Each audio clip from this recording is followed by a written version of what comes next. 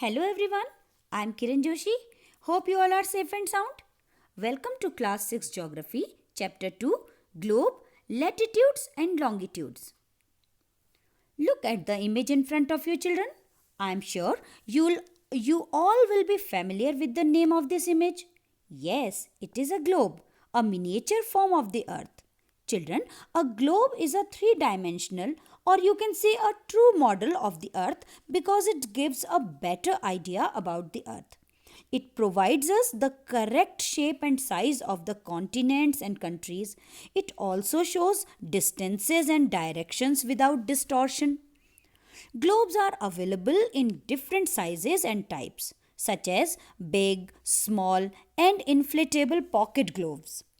Now the question arises, how to locate a place on the globe? So children, we need some points of reference and lines to find out the location of places.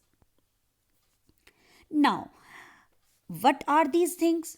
So children, look at the image of globe in front of you once again. You will see a needle fixed through it in a tilted manner. It is called its axis. Children, this axis is an imaginary line and the earth spins around this axis. Do you ever wonder why the globe is shown in a tilted manner? It is to show that in real the earth is tilted at an angle of 23.5 degree to the vertical. I am sure you'll understand it better with this image. Now look at the two endpoints of the axis. These are the North Pole and the South Pole. Our earth moves around its axis from west to east. As the axis is an imaginary line, another imaginary line that runs around the globe is equator. As it is visible here, children, the equator divides the earth into two equal halves. The northern half is called the northern hemisphere and the southern half is called the southern hemisphere. This imaginary circular line, which is called equator, is an important reference point to locate places on the globe. Parallel circles from equator up to the poles. Poles means North Pole and South Pole. So parallel circles up to equator are known as parallels of latitudes or lines of latitude. They are measured in degrees.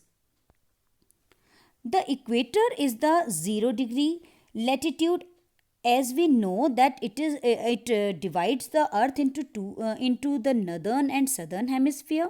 Therefore, all the parallels to the north of the equator are termed as north latitudes, and all the parallels to the south of the equator are termed as south latitudes. The letters N and S are used to indicate the north and south latitudes respectively.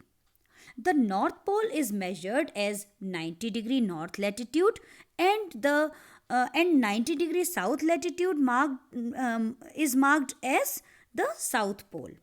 If you look at the figure in front of you once again, children, you will notice that the equator is the longest parallel.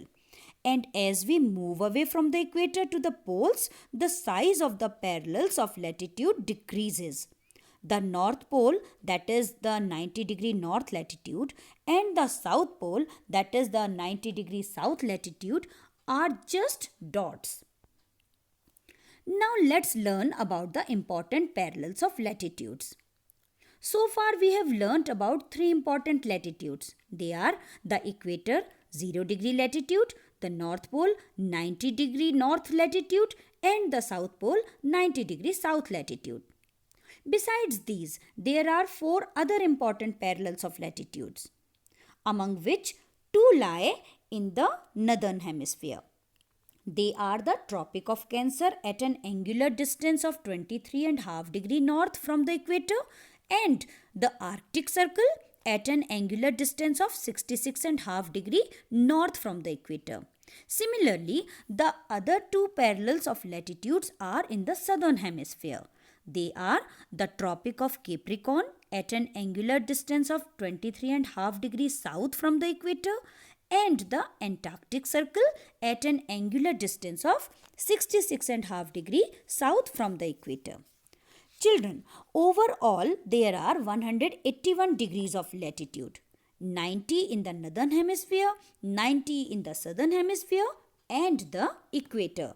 These parallels of latitude help us to differentiate the temperature zones or the heat zones of the earth. Children, you know that the earth is tilted on its axis. So, due to this tilt, the surface of the earth receives unequal heat or solar energy. On the basis of the amount of heat or solar energy received, we can say that the earth has three heat zones or temperature zones. They are the torrid zone, the temperate zone, and the frigid zone. Let's learn about the torrid zone first. Children, the midday sun shines overhead at least once a year on all the latitudes that are located between the Tropic of Cancer and the Tropic of Capricorn. This area is shown in red color in the image in front of you. Therefore, all these latitudes get the direct rays of the sun, making this zone the hottest zone. This zone is named as torrid zone or tropical zone. Do you know, children, that most of southern India falls into the torrid zone? Children, there's no latitude beyond the tropics that gets direct rays of the sun. Now, the latitudes that lie between the Tropic of Cancer and the Arctic Circle in the northern hemisphere and those that lie between the Tropic of Capricorn and the Antarctic Circle in the southern hemisphere get the inclined rays of the sun. These areas are shown in this image in green color. So, these areas have moderate heat or moderate temperature. They are called temperate zones. Children, the angle of the sun's rays goes on decreasing towards the poles. Poles means the North Pole and the South Pole. So, the latitudes between the Arctic Circle and the North Pole in the northern hemisphere and the latitudes between the Antarctic Circle and the South Pole in the southern hemisphere receive very little heat of the sun. This area is shown in blue color in this image. The sun's rays are always slanting in these areas, making these regions extremely cold. Therefore, these areas are called frigid zone or polar regions. Now, to find out how much you have learned so far in this video, just try to answer the following questions. Question 1. Define a globe. How is it useful? Define these. Latitude, longitude. Third question, name the important latitudes with their latitudinal value. Fourth question, write short note on different heat zones. So children, that's all for this video. To understand the remaining part of the chapter, remember to watch the second video of this chapter. Thank you.